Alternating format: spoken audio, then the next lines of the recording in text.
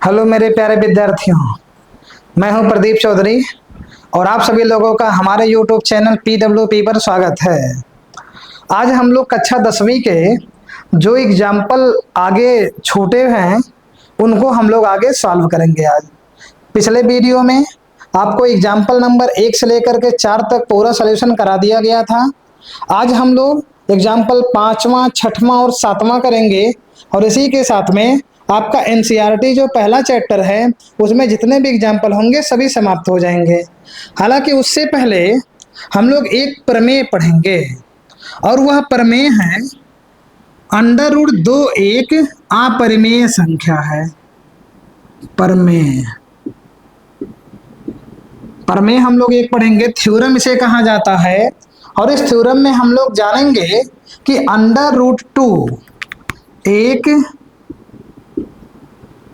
√2 एक अपरिमेय संख्या है। अपरिमेय संख्या है। जितनी भी चीजें हम यहाँ लिखेंगे उन सभी को बोलते भी चलेंगे। जैसे आप लोगों का एकदम से क्लियर होता रहे, कोई शब्द ना दिखे तो आप उसको भी लिख लें। तो इसको हम लोग पहले प्रूफ करेंगे। प्रूफ मतलब सिद्ध कर देंगे, सिद्ध करके दिखाएंगे कि √2 एक अपरिमेय संख्या है। अपरिमेय संख्या को सिद्ध करने के लिए सबसे पहले आपको ये जो संख्या दी गई है उसको उसका विपरीत मानना पड़ेगा। अर्थात अपरिमेय संख्या सिद्ध करना है तो उसे परिमेय संख्या मानना पड़ेगा। अर्थात यहाँ पर हम लोग लिखेंगे कि माना √2 एक परिमेय संख्या है। परिमेय संख्या है। इसे P/Q के रूप में, इसे P/Q के रूप में लिखा जा सकता है। लिखा जा सकता है।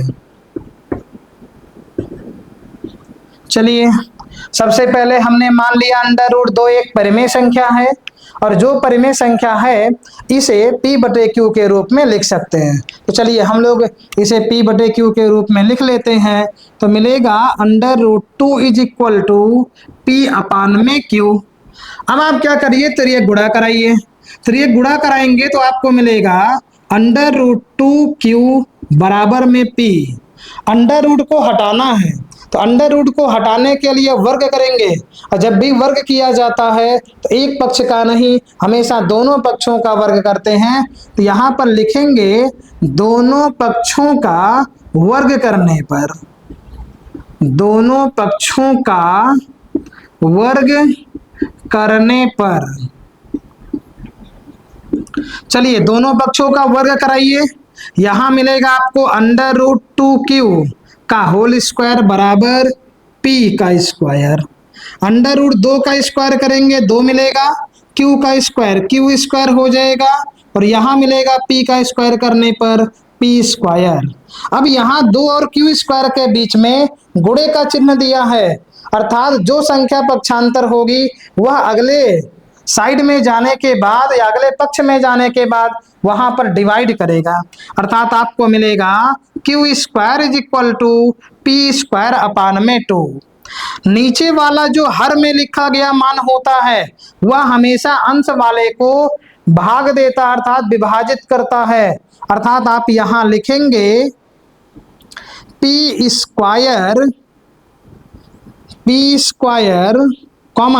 2 से विभाज्य है। विभाज्य है। अतः P भी 2 से विभाज्य होगा। अर्थात कोई संख्या जो है उसका वर्ग यदि किसी संख्या से विभाजित है तो वह संख्या भी उसी संख्या से विभाजित हो जाएगी। यहाँ आप देख पा रहे होंगे ये स्क्वायर दिया गया है। स्क्वायर जब उस संख्या से 2 से विभाज्य है तो वह मान जो बिना स्क्वायर का होगा वह भी 2 से विभाजित हो जाएगा। ऐसी स्थिति में अब इसी P के बराबर इस 2 के साथ में एक अलग से किसी चर राशि को मान लीजिए, और वह जो चर राशि आएगी वह भी एक पूर्णांक के रूप में होती है। इस आधार पर आप ये कह लीजिए कि माना P बराबर 2R। अब आप P का मान 2R लीजिए, और यहाँ पर जो मान पहले मिला था इनको समीकरण 1 मान लीजिए। अब आप P का मान इसी समीकरण 1 में रखिए, तो हो जाएगा P का मान समीकरण 1 में रखने पर, P का मान समीकरण 1 में रखने पर, P का जो मान है समीकरण 1 में जब आप रखेंगे मिलेगा 2Q स्क्वायर बराबर P स्क्वायर दिया है, और P स्क्वायर का मतलब हो जाएगा 2R का होल स्क्वायर। यहां पर आपको मिलेगा 2Q स्क्वायर बराबर, इसका वर्ग करिए तो हो जाएगा 2 का वर्ग 4, R का वर्ग R स्क्वायर। अब इस स्थिति में ये जो आपका लिखा गया मान है 4, ये यहीं रहेगा, और ये जो आपका है 2, अब या तो आप क्या करिए पहले पक्षांतर कर लीजिए। पक्षांतर जब आप करेंगे इस 4 को इसके बटे में लाएंगे, आपको यहां पर केवल मिलेगा R स्क्वायर, तो R स्क्वायर बराबर ये 4 इन दोनों के बटे में आएगा, तो हो जाएगा 2Q स्क्वायर अपान में 4, कट कर दीजिए, 2 से कटेगा 2, अर्थात यहां पर आपको मिल गया Q स्क्वायर बाई 2। अब इनको देख करके जैसे यहां लाइन बनाई गई है, यहां भी आप लिख सकते हैं कि जो Q स्क्वायर है वह 2 से विभाज्य है, इसीलिए Q जो है वह 2 से विभाज्य होगा।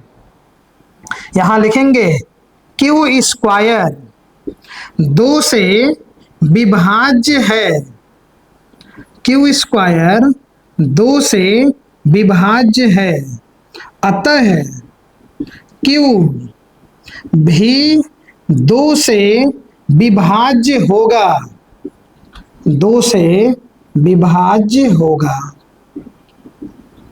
अब आप दोनों स्थितियों में देखें, यहाँ जो P था वह भी 2 से विभाज्य है, यहाँ पर जो Q है वह भी 2 से विभाज्य है, तो हम ये कह सकते हैं कि जो P और Q दोनों दिया गया है उस दोनों का या उन दोनों के लिए एक ही अभाज्य गुणनखंड मिल रहा है 2, या फिर P और Q दोनों ऐसी संख्याएं हैं जो एक ही संख्या से विभाजित हो रही हैं और उनको विभाजित करने वाली संख्या 2 है, या फिर और इसी शब्दों में आप कह सकते हैं P और Q दोनों का एक उभयनिष्ठ गुणनखंड 2 है। अर्थात यहां हम लोग लिखेंगे, यहां साइड में यहां लिखेंगे P तथा Q, P तथा Q दोनों का उभयनिष्ठ, दोनों का उभयनिष्ठ गुणनखंड, उभयनिष्ठ गुणनखंड 2 है। अथवा आप कह सकते हैं इसी जगह पर लाइन आप लिख सकते हैं कि P तथा Q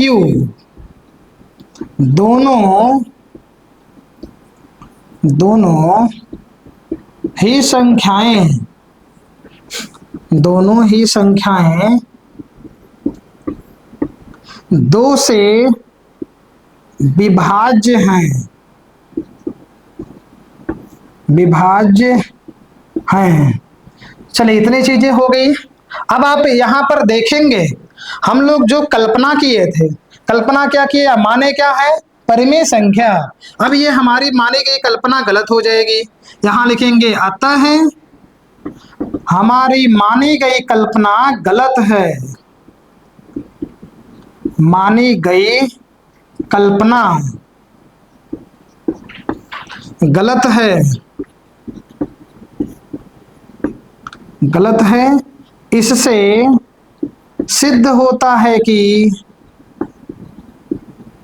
इससे सिद्ध होता है कि √2 की √2 एक अपरिमेय संख्या है,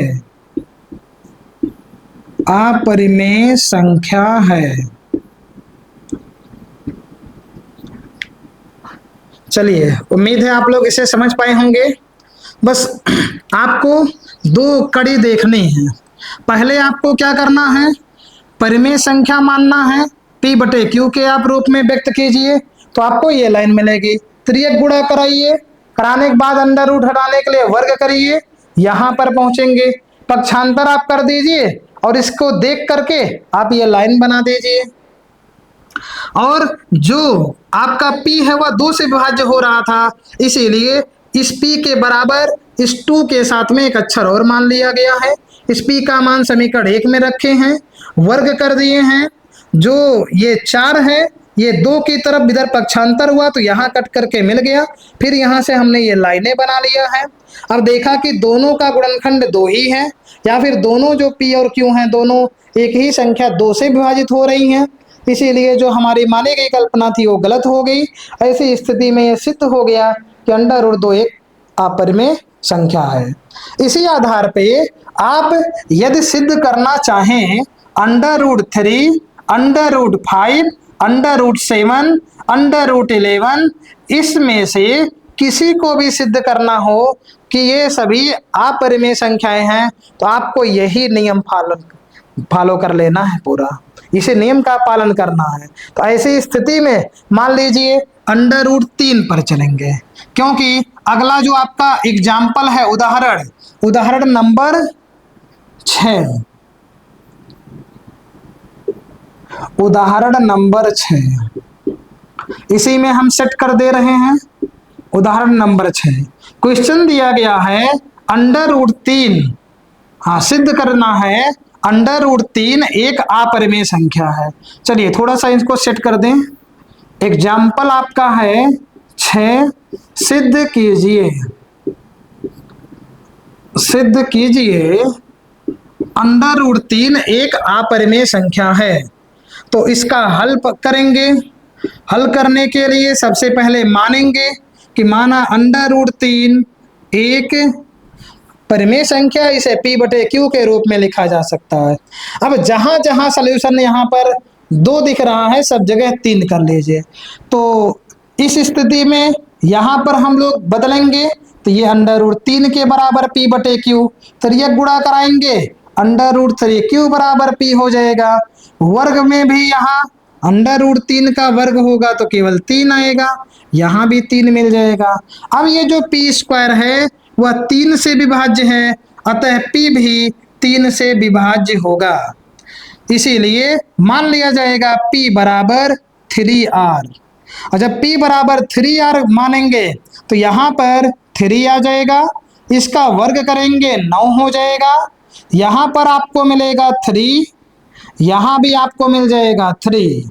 अब इसके बाद में यहाँ जब हम लोग सॉल्व करेंगे तो ये मिलेगा 3q स्क्वायर बटे में 9, 3 से 9 को कट करेंगे 3 आएगा, यहाँ आपको मिलेगा q स्क्वायर अपान में 3।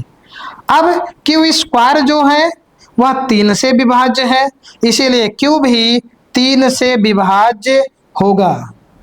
q स्क्वायर 3 से विभाज्य है, अतः q भी 3 से विभाज्य हो जाएगा।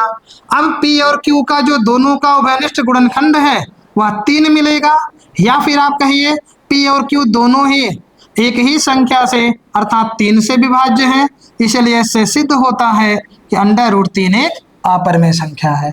एकदम हूबहू आप इसी तरीके से ही अंडर रूट 5 का कर सकते हैं solution, under root 7, under root 11 इसका सॉल्यूशन कर सकते हैं। परीक्षा में पूछे जाने की दृष्टि से under root 2, under root 3, under root 5 ये 3 अंडर रूट में आने वाली संख्या ऐसी हैं जिनको सिद्ध करने के लिए परीक्षा में पूछा जाता है। इसमें से कोई ना कोई एक अवश्य ही आ जाएगा। चलिए आप लोग इसे सॉल्व कर लें,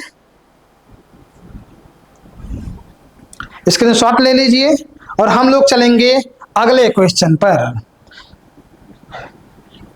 आप लोग बिना कहे भी स्क्रीनशॉट लेते रहें, नहीं तो मान लीजिए ऐसे भूल गया तो आप लोग इसको नोट्स में अपना बनाते रहेंगे। एग्जाम्पल भी, क्योंकि एग्जाम्पल भी बोर्ड परीक्षा में पूछा जाता है। कभी कभी ऐसा होता है कि 10 नंबर का, 12 नंबर, 15 नंबर का क्वेश्चन एग्जाम्पल से भी पूछ लिया जाता है। ये एग्जाम्पल लगाना भी बेहद जरूरी है। जो केवल एक्सरसाइजों को पढ़ करके जाएगा उसका कुछ ना कुछ क्वेश्चन गलत हो जाता है या कुछ ना कुछ क्वेश्चन छूट जाता है, इसलिए एग्जाम्पल को लगाना भी बेहद जरूरी है। चलिए एग्जाम्पल तो 6 हो गया, अब एग्जाम्पल नंबर 7 पे चलेंगे। उदाहरण नंबर 7, चलिए एग्जाम्पल नंबर हो जाएगा 7।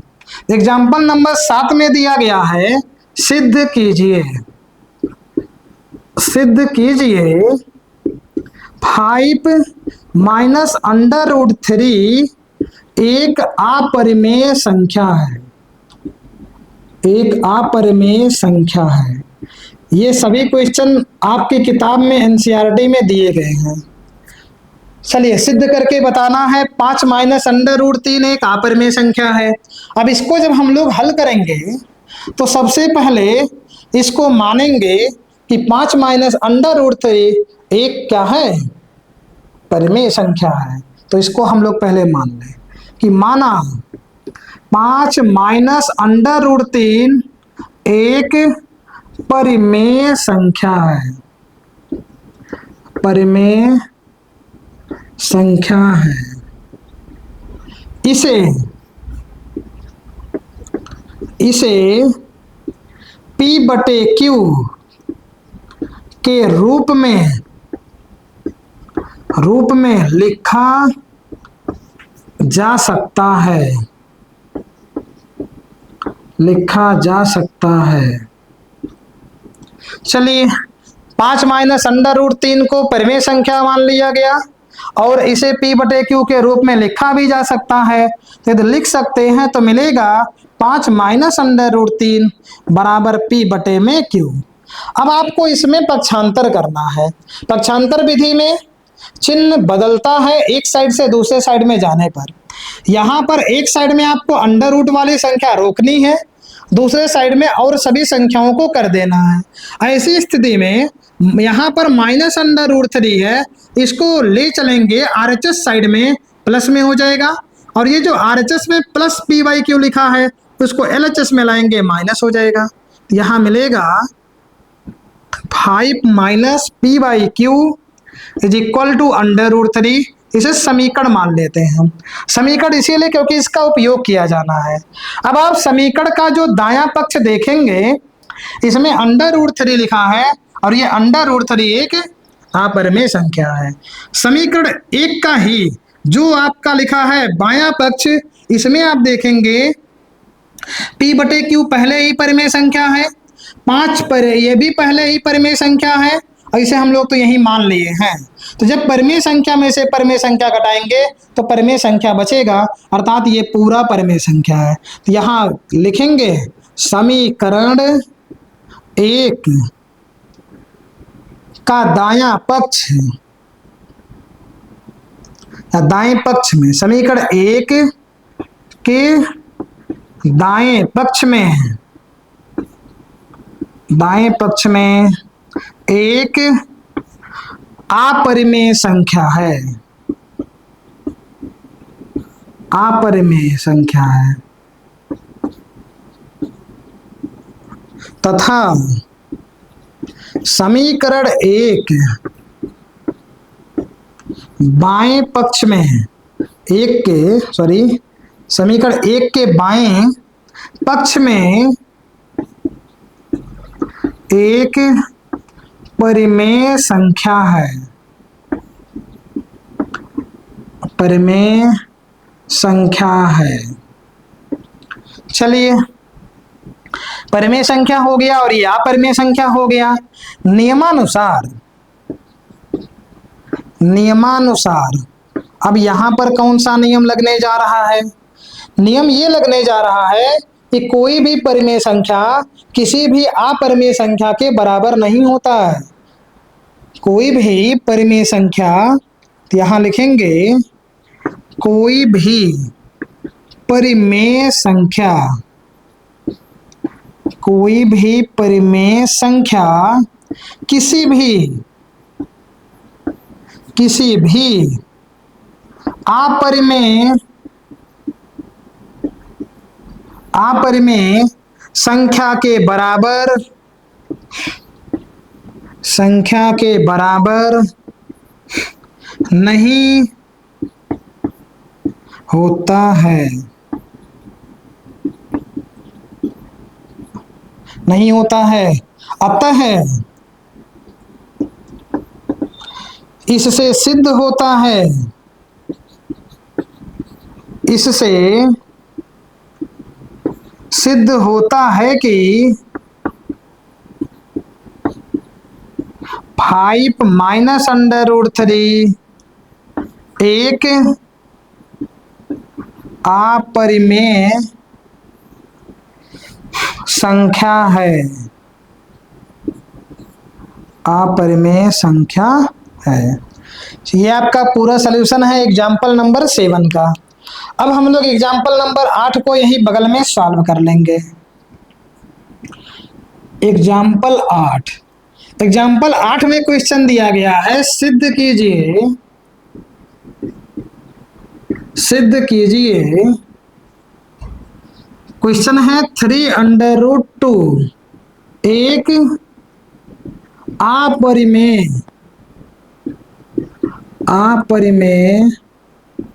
संख्या है, अपरिमेय संख्या है। चलिए इसे भी हम लोग इसी तरीके से ही हल करेंगे। अब हल करने के लिए सबसे पहले आपको मानना पड़ेगा कि 3 अंडर रूट 2 एक परिमेय संख्या है। चलिए मान लेते हैं, माना 3 अंडर रूट 2 एक परिमेय संख्या है, परिमेय संख्या है। इसे P बटे Q के रूप में लिखा जा सकता है, लिखा जा सकता है। चलिए अब इसे हम P बटे Q के रूप में लिख लें। हो जाएगा 3 अंडर रूट 2 बराबर यहां मिलेगा P बटे Q। अब आप क्या करिए, एक साइड में अंडर रूट वाले संख्या को केवल रखना है और जो भी संख्या है वो दूसरे साइड में हो जाएंगी। ऐसी स्थिति में यहाँ 3 का गुणा यहाँ आप Q में करा दीजिए तो मिलेगा अंडर रूट 2 बराबर P बटे में 3Q और ये आप समीकरण 1 मान लीजिए।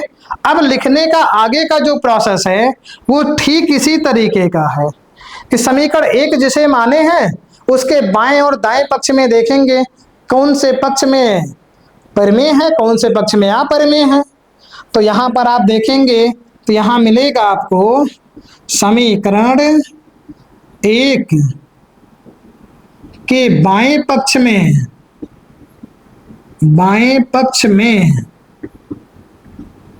एक अपरिमेय संख्या है, एक अपरिमेय संख्या है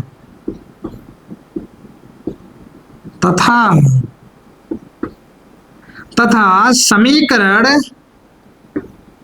1 के दाएं पक्ष में एक परिमेय संख्या है, परिमेय संख्या है। चलिए तो क्या लिखा गया, जो ये समीकरण 1 दिया गया है इसके बाएं पक्ष में अर्थात इधर ये आपका अपरिमेय संख्या है और इधर जो दिया गया है ये दायां पक्ष है और दाएं पक्ष में जो दिया गया है वो एक परिमेय संख्या।